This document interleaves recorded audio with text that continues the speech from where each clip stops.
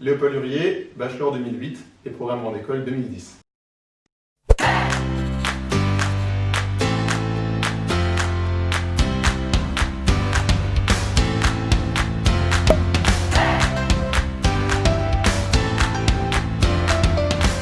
Alors moi j'ai un parcours un petit peu atypique. J'ai fait d'abord une première économique et sociale avant de bifurquer sur un bac littéraire. Et finalement, ça ne m'a pas empêché de pouvoir intégrer l'ICN via le programme Bachelor, qui s'appelait SUPEST à l'époque. J'ai ensuite enchaîné sur le programme Grande École via le concours Lorrain à l'époque pour faire une spécialisation marketing et entrepreneuriat. Et mon parcours, pour le synthétiser, a été essentiellement lié dans le métier de la prestation de service. Je suis sorti en janvier 2011 du programme Grande École et ma première expérience a été finalement assez courte. Elle a débuté chez Altran en tant que business manager. C'est un poste qui m'a permis de découvrir aussi bien des compétences en recrutement, en développement commercial et également en management d'équipe. Puis j'ai rejoint le groupe Adecco sur une filiale spécialisée dans le recrutement de profils middle management en tant que consultant en recrutement. Et j'avais à ce moment-là toujours cette casquette de développement commercial, de relations clients et également de recrutement de profils cadres et TAM sur des fonctions diverses et variées, de commerciaux, de profils ingénieurs ou de profils sur les métiers de la comptabilité. Deux premières expériences dans des grands groupes avec leur process, des expériences mêlées sur du recrutement, du commercial, qui sont des compétences que j'ai vraiment pu apprendre sur le terrain.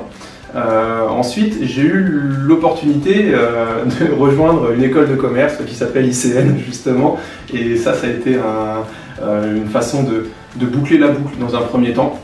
J'ai rejoint en fait le service formation continue. Mon métier, qu'est-ce que c'était? C'était de pouvoir commercialiser une offre de formation à destination des entreprises. J'ai par la suite en fait mené une réflexion pour retrouver une compétence qui me manquait, qui était la compétence recrutement. Et donc j'ai quitté l'ICN au bout d'un peu plus de 2 ans pour rejoindre un cabinet de chasse de tête sur la région de Metz. Là qui m'a permis vraiment de me confronter au recrutement dans le dur pour approcher des profils de cadres dirigeants. Et, ce qui s'est passé, c'est que j'avais toujours au fond de moi une petite frustration de mon premier métier de business manager qui était extrêmement complet mais qui est peut-être arrivé assez tôt dans mon parcours. Et j'ai commencé à m'interroger sur pourquoi ne pas reprendre ce métier et j'ai été un chasseur chassé pour ainsi dire puisque j'ai été approché par un cabinet pour rejoindre l'entreprise dans laquelle je suis aujourd'hui qui s'appelle Versus Mind et qui est un cabinet d'architecture numérique. Versus Mind accompagne ses clients dans la conception de systèmes d'information et de solutions digitales. On conçoit des applications de la même manière qu'un architecte concevrait une maison. Et donc on accompagne nos clients dans l'expression de leurs besoins, l'expression de l'expérience que vont avoir les clients avec leurs applications et on va aussi les accompagner dans la réalisation technique, la maintenance et l'évolution de ces applications. Donc c'est une société qui existe à Nancy depuis 14 ans et qui a d'ailleurs été créée par un diplômé ICN et au sein de laquelle on retrouve quelques diplômés. Alors mon métier, ma fonction chez Versus Mind, elle a beaucoup évolué. Je suis rentré donc, en 2016 en tant que business manager et j'avais comme mission en fait 3 casquettes. J'avais le développement commercial de mon périmètre, donc de la relation avec des entreprises, grands groupes et ETI. Je recrutais une équipe de consultants essentiellement composée de développeurs informatiques et j'avais en charge le management de leur carrière professionnelle avec tout ce qui touche aux entretiens annuels, aux évolutions professionnelles. Et en fait, ces 3 dimensions, l'objectif était de pouvoir gérer ma propre activité en toute autonomie.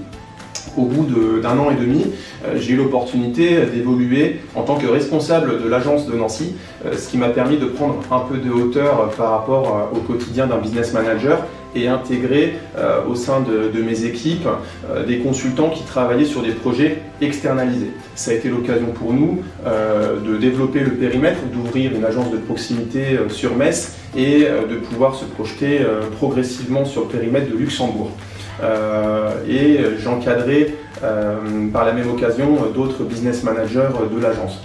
Et voilà, donc ça c'était l'expérience de responsable d'agence. Et depuis le début de l'année, depuis janvier 2020, je viens d'évoluer au poste de directeur de business unit, qui consiste en fait à piloter l'ensemble des activités qu'on appelle assistance technique, donc nos consultants qui travaillent pour le compte de nos clients directement sur leur site, et cela sur le périmètre Lorraine-Luxembourg, ce qui me permet d'encadrer aujourd'hui un périmètre d'à peu près 40 personnes, composées de business managers qui ont eux-mêmes leurs équipes de consultants. C'est une évolution au sein de l'entreprise qui permet aussi d'avoir une vision beaucoup plus globale du groupe et de pouvoir mener des travaux pour l'évolution de la société en tant que telle. Alors, les qualités pour être un bon manager, ça passe forcément par l'écoute. Un manager doit avoir cette disponibilité envers ses équipes pour pouvoir échanger, comprendre leurs attentes, leurs difficultés. Il y a forcément de la bienveillance qui doit aussi passer dans le management pour créer ce climat de confiance avec son équipe. La bienveillance va aussi générer de l'empathie.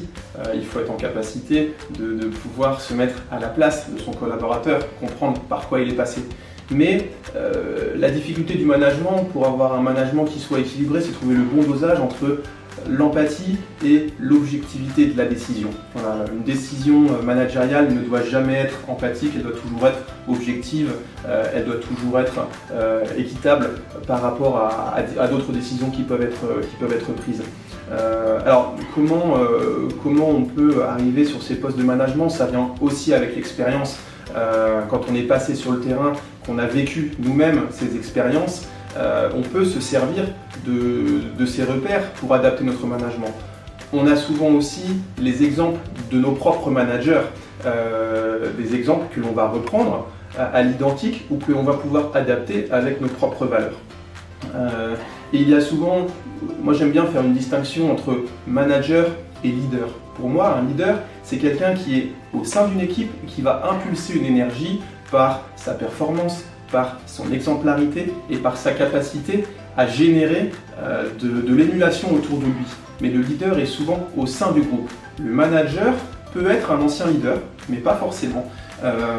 Mais le manager souvent se positionne à l'écart du groupe pour justement avoir cette prise de recul et cette prise de hauteur nécessaire pour prendre les bonnes décisions. Alors, si je peux donner un conseil à un étudiant qui va sortir d'ICN pour sa carrière, je pense que c'est avant tout de prendre le temps, de ne pas chercher à aller trop vite. Une carrière professionnelle, c'est long, ça se construit, ça a des hauts, des bas, des changements de décision, des changements d'orientation. Il faut prendre les choses, les expériences les unes après les autres, hein, pas chercher à brûler les étapes. Il peut y avoir des vrais tremplins dans une carrière professionnelle qui ne correspondent pas forcément au poste dont on rêve dès la sortie de l'école. Il faut en avoir conscience. Il faut toujours prendre le temps aussi d'analyser son parcours, sa situation et se dire ça fonctionne, ça fonctionne peut-être un peu moins et sur quoi je peux travailler pour finalement corriger ce qui me plaît un petit peu moins. Il ne faut pas avoir peur de l'échec, il ne faut pas avoir peur de tâtonner en début de parcours. Moi-même, avant de trouver ma voie, j'ai tâtonné sur plusieurs petites expériences, mais j'ai toujours cherché des avis externes de professionnels du recrutement, du management, du développement commercial. Et puis il y a aussi des rencontres que l'on fait au cours de ses stages, au cours de son année de césure ou au cours de ses premières expériences, des rencontres avec des personnes qui nous donnent leur propre point de vue.